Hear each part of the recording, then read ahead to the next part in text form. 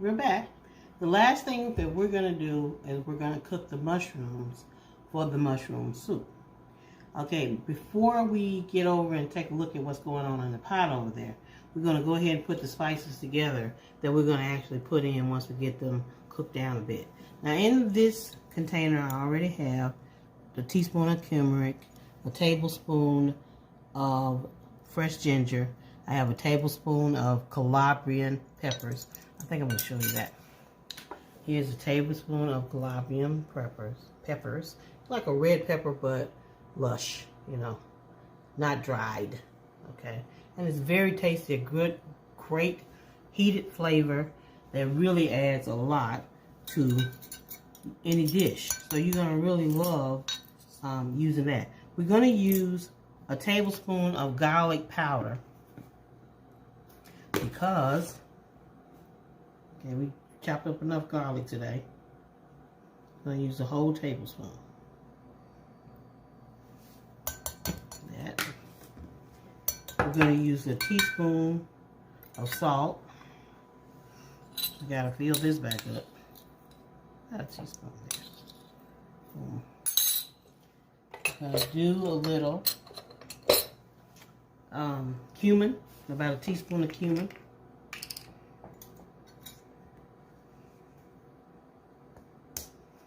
I'll open that up. This is a very interesting spice. It gives the meats and things good flavor. And so you have something like a meat in a mushroom. It can really take the place of meat. So here we go. We're going to use a little black pepper. Now, some of you would say, why do you measure everything? Every time we see you measuring something. I mean, can you cook? That's a good question. Listen, you need to measure because it is a cost-saving thing. You overuse your spices, overuse different items like that, and it begins to cost you too much. You're out of things because you've over-seasoned them. The other thing is you need to be able to reliably recreate any dish. And it should taste the same. If you don't learn how to measure and use different spices in a way that you can recreate a dish, people won't like your cooking because sometimes it's hit or miss. You know, it's good today, it might not be good tomorrow. So you're creating too much expense when you don't measure because spices are expensive, and you are not creating consistency. So many people often say, well, my grandmother, she never measured. Grandmother been cooking for 50 years. She does not have to measure, okay? Plus, your grandmother's probably cooking the same 20 meals. We are in the same world, but different circumstances. And people want a variety of food. So you're going to have to introduce yourself to new ingredients. Because the same place that your grandmother was, we're not living today. So you need to give that a thought. Now let's go over to the skillet. I've cut up 2 shallots. I put in some ghee. Those of you should remember ghee from our Thanksgiving situation. I use a lot of ghee. I'm going to turn this up to get a little translucent. All I have in here is 2 small shallots. Please excuse me. I'm going to turn this up quite a bit. See if I can get this going.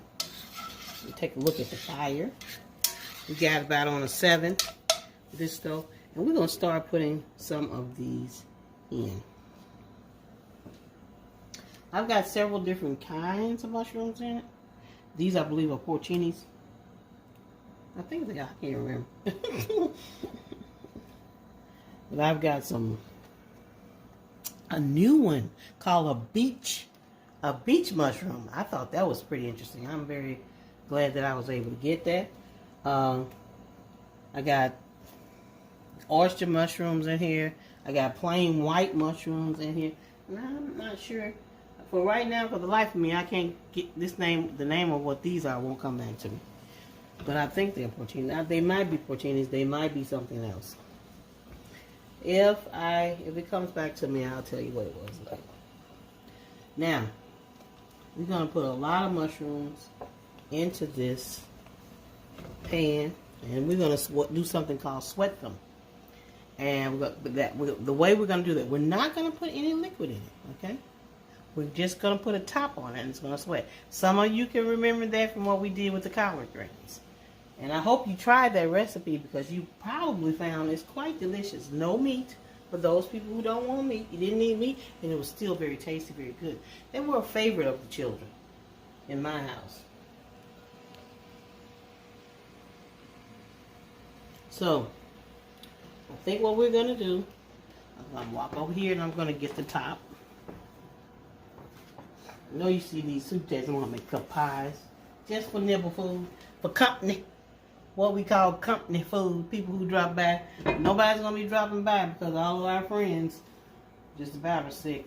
So, everybody's sick. So, we're going to let this take a little time to cook down. And we'll be right back.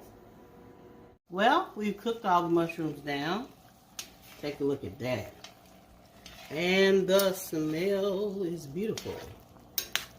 It's gorgeous. It's beautiful. What we're going to do now is add the seasoning that we mixed up earlier. We're going to add that completely to the pan. All of it. Now, I have shiitake mushrooms, beach mushrooms, white mushrooms. I have baby bellas and oyster. Now, if you get oyster, make sure you chop those up fine, because those can choke people, especially babies. They get kind of stringy. That's why I don't use too much of them. But if I do, I chop them up really finely. So we're going to get this in.